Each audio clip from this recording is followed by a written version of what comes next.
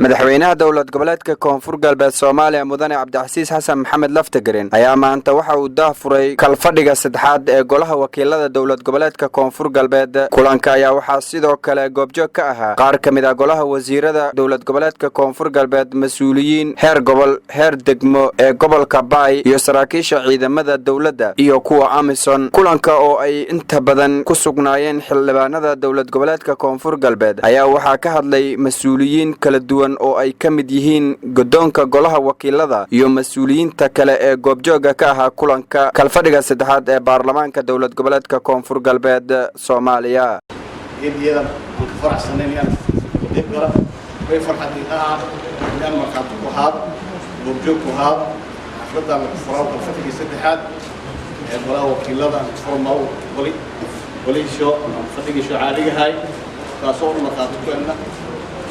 sanadkii iyo shaqeeyeen nisha qafay la qabadeen meena rajeen inta dhan nisha qafay la qabado doona waxaan hubaa magaalooyin fara badan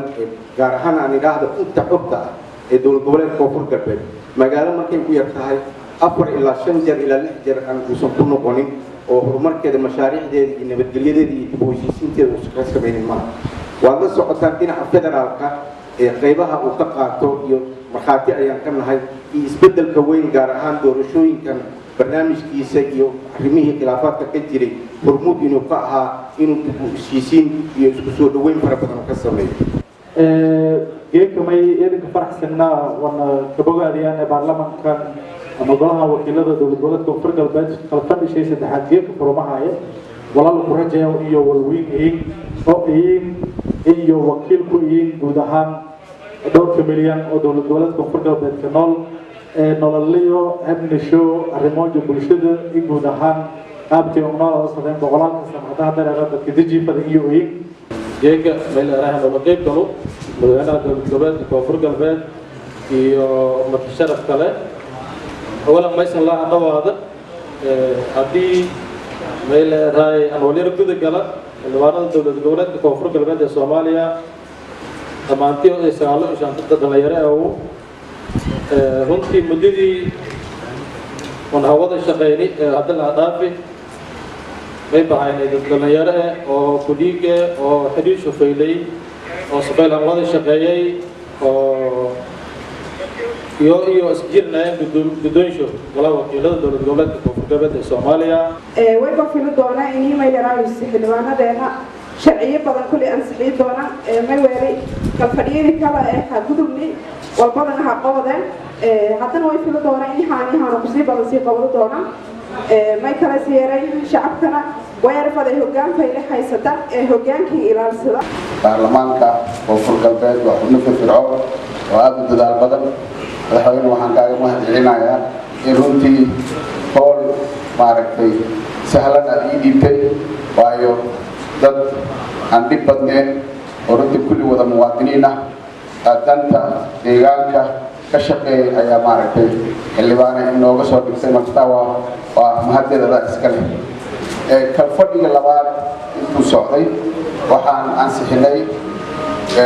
dhowr shuruuc markii ugu horreysay waxaan ansixinay miisaaniyadda sanadka 2022 madaxweynaha dowlad goboleedka koonfur galbeed Soomaaliya mudane Cabdicasiis Xasan Maxamed Laftagareen oo hadal kooban ka jeediyay kalfadhiga saddexaad ee baarlamaanka dowlad goboleedka koonfur galbeed Soomaaliya. Furitaanka kalfadhiga saddexaad madaxweynaha isagoona dardaaran u jeediyay golaha wakiilada dowlad goboleedka koonfur galbeed Soomaaliya. saala socotaan dowlad goboleedka koonfur galbeed waxay dadaalo tiro badan ugu jirtaa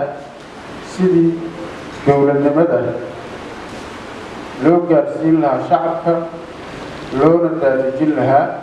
nidaamka federaalismkana loo horumarin lahaa oo loo bari lahaa dadka reer koonfur galbeed si aan u noqono astaan fiican oo lagu daydo way Soomaalida kale iyo isteediyada kale ay ku daydaan maadaama aan wax badan aad u aaminsanahay inuu nidaamka federaalka oo xal u yahay ummadda Soomaaliya aad iyo aad aan ugu faraxsanahay sida baarlamaanka koonfur galbeed isugu xiran yahay oona ugu shaqeynayo dalkiisa iyo dadkiisa iyo sidii loo soo doortay ugu shaqeynayo aad ugu mahadsantihiin waxaan ka rajaynayaa shaqo fiican iyo inaad u shaqaysaan shacabkiina. kalfadhigii saddexaad waa noo furan yahay. asalaamu calaykum waraxmatullaahi wabarakaatu.